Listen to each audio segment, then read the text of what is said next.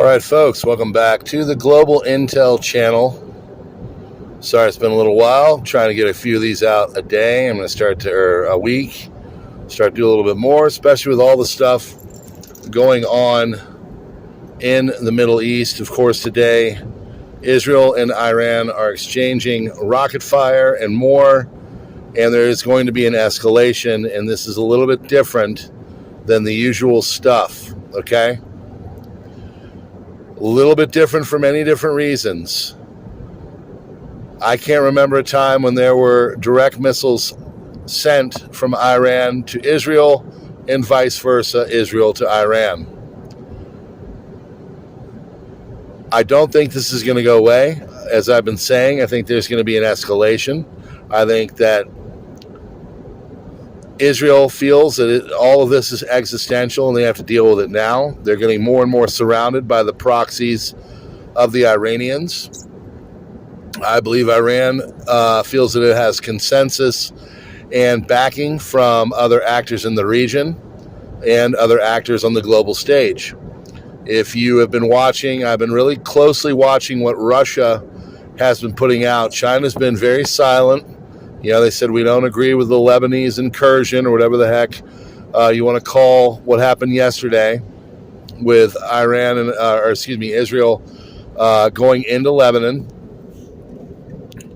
Russia came out and basically said, we do not agree with all this, and we give a strong rebuke to this type of action that the Israelis have done.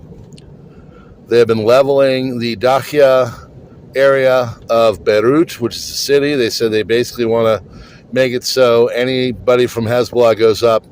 They're pushed north of the Litani River.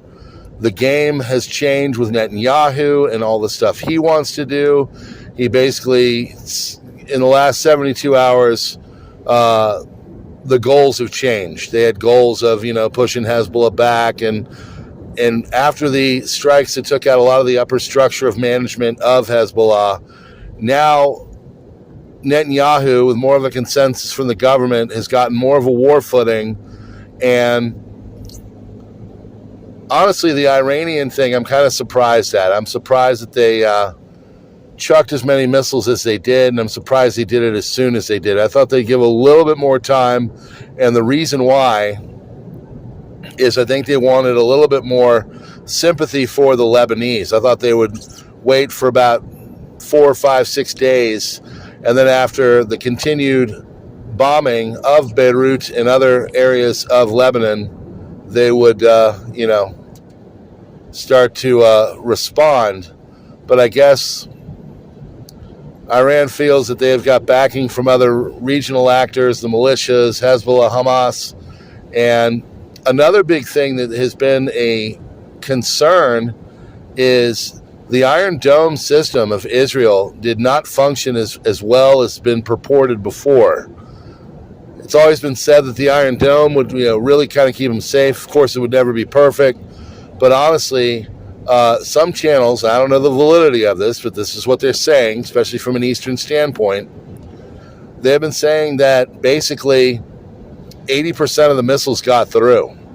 And there's oil rigs and all kinds of stuff in Israel that are really damaged. And this is why I think that this is going to escalate, is that now that the Iron Dome has been kind of laid threadbare to not be as protective as it has been said it would be, now Israel really needs to go in and lay the hammer down, because they're going to keep chucking missiles and they're going to be coming from all sides.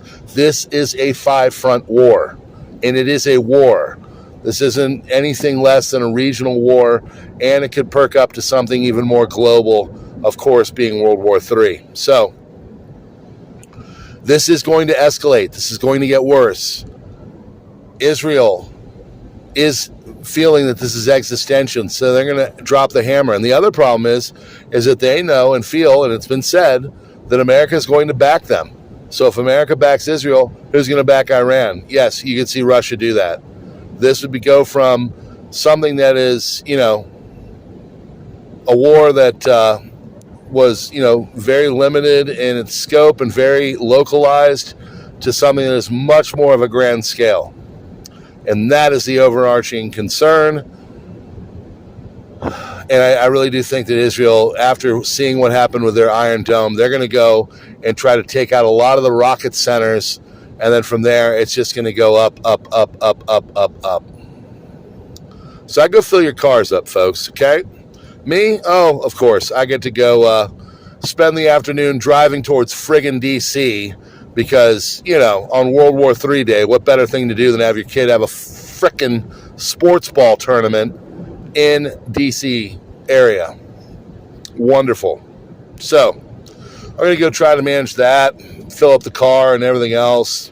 Probably the busiest day I've had in about 3 weeks. I got that, got music practice, all kinds of other stuff. So, no, not a chill day on the couch. This is a day where I'm going all over. I'm going to literally be in 4 states today. So, if that tells you anything. So, anyway, we're going to keep moving and grooving. Not 4 states, no, 3 states. Yeah, it'll be West Virginia, D.C., and Maryland. Oh, no, 4. I guess 4. And in Virginia. So, yeah, wonderful. So awesome. So, hopefully I won't get nuked, and we'll keep putting out the stuff. Big report tonight coming up on the main channel, and we appreciate you being here. Tell people this is the placeholder for what and where and all that, if anything cataclysmic happens to the big place, the big channel.